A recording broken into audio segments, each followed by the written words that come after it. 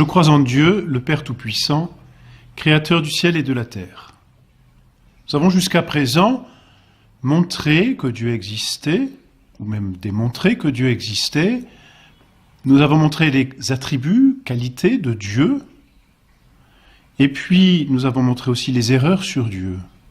Tout ce que nous avons dit sur Dieu, la raison humaine peut y atteindre en partie. Mais s'il y a une chose que la raison humaine ne peut absolument pas atteindre, c'est l'intimité de Dieu. C'est la vie qui circule en Dieu. Qu'est-ce que Dieu ? Et cela, seule la théologie, et donc ici le catéchisme, peut y répondre. Qu'est-ce que Dieu ? La réponse à cette question nous introduit dans un mystère bien plus grand qui dépasse la raison. C'est le mystère de la Sainte Trinité. Mystère qui dépasse la raison, mais qui ne contredit pas la raison. C'est ce qu'ont montré les théologiens, et particulièrement saint Thomas d'Aquin au XIIIe siècle. Les mystères qui sont des vérités révélées ne viennent pas contredire la raison. Autrement, ce serait une absurdité, et nous ne pourrions pas y croire. Ils iraient contre notre nature. Mais les mystères que Dieu nous révèle, tout en n'étant pas contre la raison, dépassent la raison, parce que notre intelligence n'est que créée, si bien que ce que notre intelligence ne peut pas connaître parce que cela la dépasse, Dieu le révèle. Et le mystère de la Sainte Trinité, ce mystère qui dit la vie divine, qui dit toute l'intimité de Dieu, est un mystère qui nous dépasse infiniment. Et l'on pourrait prendre une comparaison.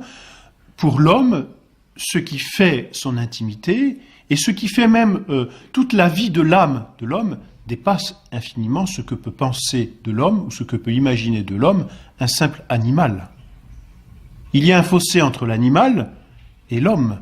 Et l'animal est incapable de connaître ce qui se passe à l'intime de l'homme. Parce que les natures sont totalement distantes les unes des autres. Et bien de même, entre Dieu et l'homme, il y a un fossé qui nous sépare, qui nous rend l'intimité divine inaccessible par nos propres forces.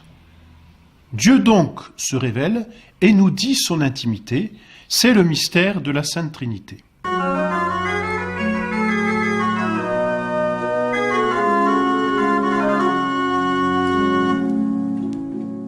C'est le mystère d'un seul Dieu en trois personnes.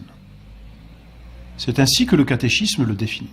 Un seul Dieu en trois personnes. Et c'est ce qu'il va nous falloir essayer d'exposer, d'expliquer et de comprendre. C'est impossible, cela nous dépasse. Mais Dieu l'ayant révélé, par les outils de notre raison, nous essayons de montrer déjà comment cela ne contredit pas la raison et comment ce mystère, en nous dépassant, en même temps nous enrichit. Car c'est pour nous que Dieu nous révèle ce mystère. Dans l'Ancien Testament, le mystère de la Sainte Trinité n'est révélé que de façon implicite. C'est-à-dire qu'on y trouve comme des traces, mais on n'y trouve pas de révélation explicite qui soit absolument manifeste de ce mystère. Dans l'Ancien Testament, on trouve par exemple cette phrase de Dieu, après la création de l'homme, « Faisons l'homme à notre image et à notre ressemblance ». Et ce qui importe ici, c'est le pluriel, qui n'est pas qu'un simple pluriel de majesté. Faisons l'homme à notre image et à notre ressemblance. Et voici que l'homme est devenu comme un de nous. C'est ce que dit encore le récit de la Genèse au chapitre 3. On a d'autres phrases peut-être même un peu plus mystérieuses dans l'Ancien Testament que notre Seigneur va expliciter, telles par exemple celle du psaume 109. Le Seigneur dit à mon Seigneur. On est là en présence de deux seigneurs qui se parlent. Le Seigneur dit à mon Seigneur, asseyez-vous à ma droite, je vous ai engendré de mon sein. Cette phrase manifeste vraiment qu'il y a deux personnes qui vivent ensemble et qui sont distinctes, mais qui sont toutes les deux seigneurs. Le Seigneur dit à mon Seigneur, asseyez-vous à ma droite, je vous ai engendré de mon sein avant l'étoile du matin. Il y a aussi dans la vision d'Isaïe cette autre manifestation implicite encore du mystère de la Sainte Trinité puisque Isaïe voit dans les cieux les anges dire « Saint, Saint, Saint est le Seigneur Dieu des armées ». 3 fois saint. Mais rien d'explicite. Il a fallu donc attendre le Nouveau Testament et notre Seigneur Jésus-Christ pour avoir la révélation explicite, c'est-à-dire manifeste, claire, de ce mystère de la Sainte Trinité.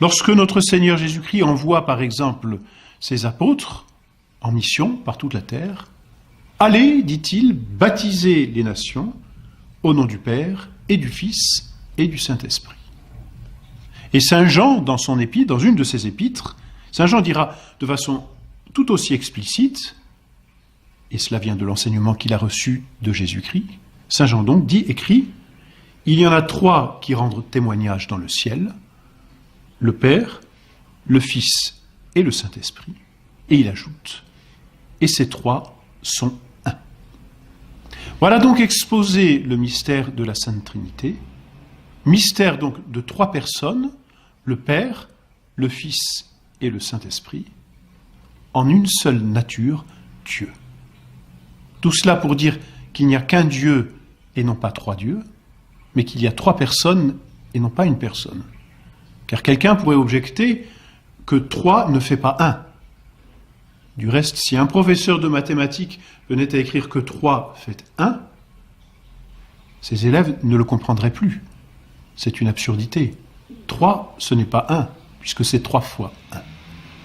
Dans le mystère de la Sainte Trinité, 3 n'est pas égal à 1, parce qu'il n'y a pas 3 natures en Dieu. Il y a 3 personnes. Parce qu'il n'y a pas qu'une personne en Dieu, il y a une nature. Donc ces 3 personnes ne font qu'une nature, mais autre la personne, autre la nature. C'est là le mystère qu'il va nous falloir approfondir. Mais pour l'instant, retenons simplement que le mystère de la Sainte Trinité, c'est le mystère de Dieu, d'un seul Dieu, en 3 personnes.